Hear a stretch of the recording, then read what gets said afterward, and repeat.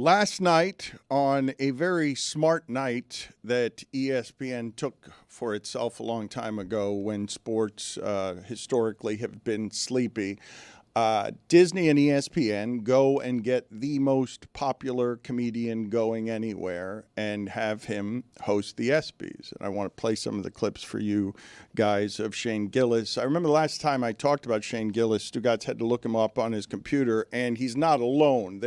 I saw a bunch of articles promoting through Disney and ESPN Shane Gillis still being introduced to people last night, because it feels like today there are two kinds of famous. There was whatever's the famous that Disney and ESPN would give you, and then there's the famous that Shane Gillis has that is an internet fame, or started as an internet fame, when all of these pockets of comedians found out that the podcast industry provided like a highway to America, where people were thinking these guys speak more freely than others. They speak more honestly than others. They speak to young men better than others, and they influenced the culture of America. And Shane Gillis sits sort of across the top of that edge, Stugotz, where he can go back and forth from internet dirty, we're freer over here, to complaining before doing what he did last night. Man, 5 o'clock on ABC is tough. That's a tough crowd. It's tough. He was saying before this, before he even got on stage, I know what I'm doing here, but this is going to be a tough crowd, and it's going to be hard for me to be funny for ABC at 5 p.m. So how did he do? Because I have seen clips and I have seen the quote-unquote controversy over gay. Once you get Shane Gillis, you know that that's a joke you're getting. That Karl Anthony Towns is going to get taken out with a joke that says, hey, girl, and is on the line. If you've hired Shane Gillis, you know that he's going to try to do that and more. And so let's play 4 or 5 clips here from last night of Shane Gillis trying to win over a really tough crowd. Donald Trump wants to stage a UFC fight on the White House lawn. The last time he staged a fight in D.C., Mike Pence almost died. All right. No, you don't have to do that. It was fine. I didn't write it. Actually, there was supposed to be an Epstein joke here, but as it got deleted. Must have probably deleted itself, right? Probably never existed, actually. Let's move on as a country and ignore that. Play another one here. Play a couple of these. Rogan actually wanted me to be here to host this award show so that I could capture Adam Silver, because Joe thinks he's an alien. And Donald Trump wanted me to be here to capture Juan Soto for the same reason. It's an alien joke. Wait, who booed up there, dude? Shut up. Play another one. When Caitlin Clark retires from the WNBA, she's going to work at a Waffle House so she can continue doing what she loves most, fist-fighting black women. Give me one more. 4-time WNBA All-Star Brittany Hicks is here. Give it up for Brittany, everybody. I'm joking around. That's my friend's wife. I knew none of you knew WNBA players.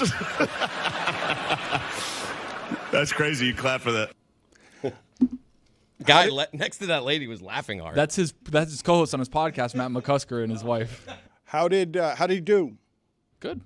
He did his act. Like, he did his job. You know what you're gonna get with Shane. Like, you're gonna get some stuff that's on the line. You're gonna get some stuff that's funny, and like, it is what it is. How will he say that he did? I felt like he was nervous. I felt like he sped through the stuff that I saw.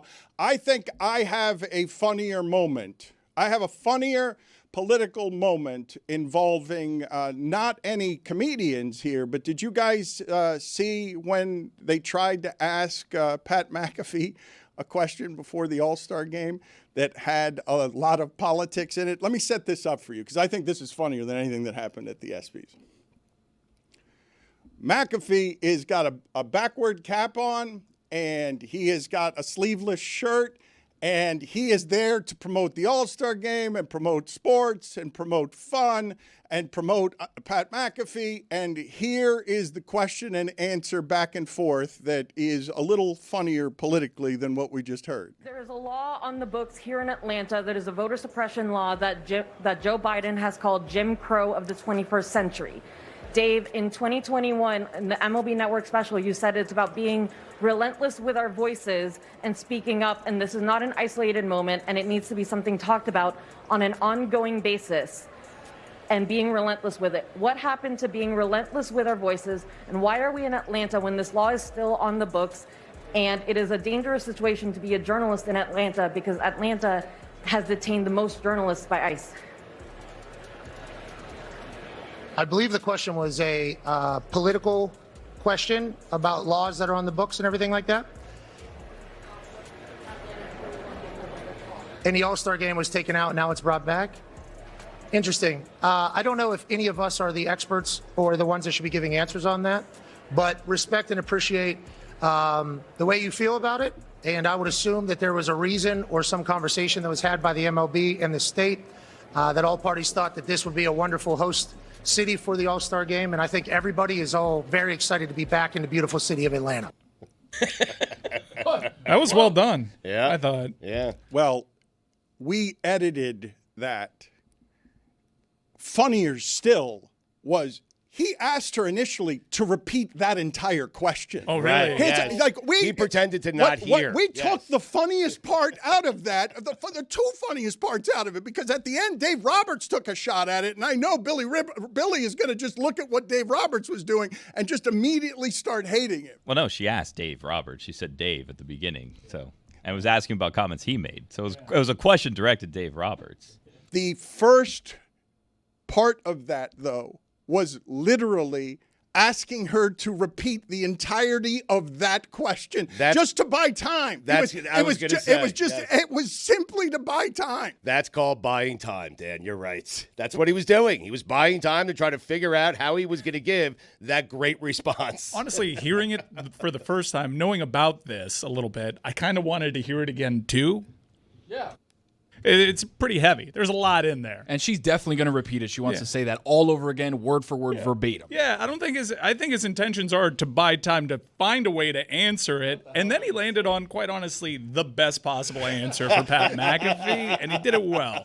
I don't know if any of us are the experts or the ones that should be giving answers on that. I mean, salute. Yes. Yes, you were right, Pat. Awesome work. I'm a punter lady would have worked well, too. That would have been great. That would have been great. I mean, that's Pat's vibe. And he for the brand, on the brand, delivered.